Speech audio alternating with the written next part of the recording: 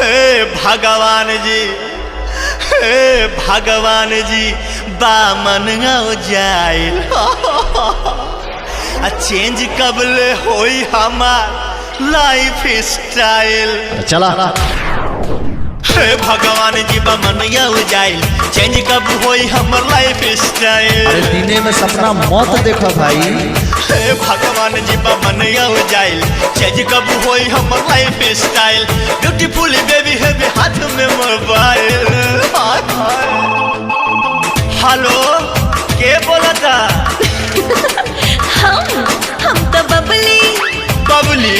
हम तो बबली बोला तानी कहवा बड़ा खोजतानी। हम तो बबली बोला तानी कहवा बड़ा खोजतानी।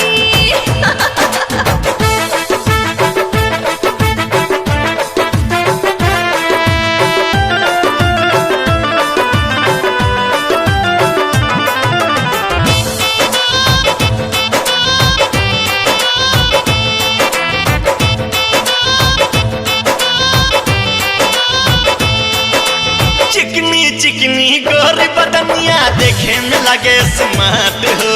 कब्र जवान के बात छोड़ा बुढ़ो के धर के हाथ हो। हेलो, कहाँ बड़ा डाले अभी तक गईला ना।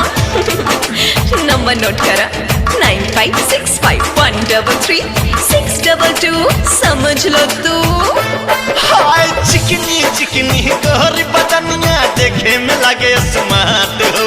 कब्र जवान के बात छोड़ा बुढ़ो के धर के हाथ हो। हेलो, के बोला था? हम तो बबली।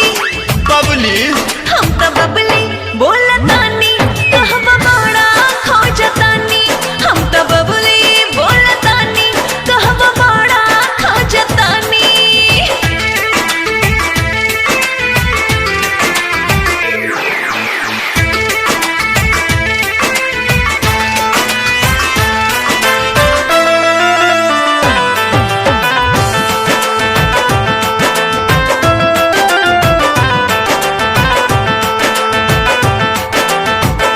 करोड़पति मिले छोकरिया भगवान हमके गिफ्ट में। कमर पे हाथ लगा के वकरा आई जाई लेफ्ट में। हेलो, अरे अब का भइल डार्लिंग? कब तक वेट कराई बा राजा?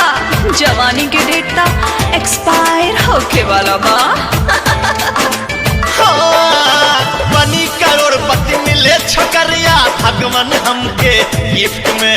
कमर पे हाथ लगा के वकरा आई जाई लेफ्ट में। हेलो, के बोला था?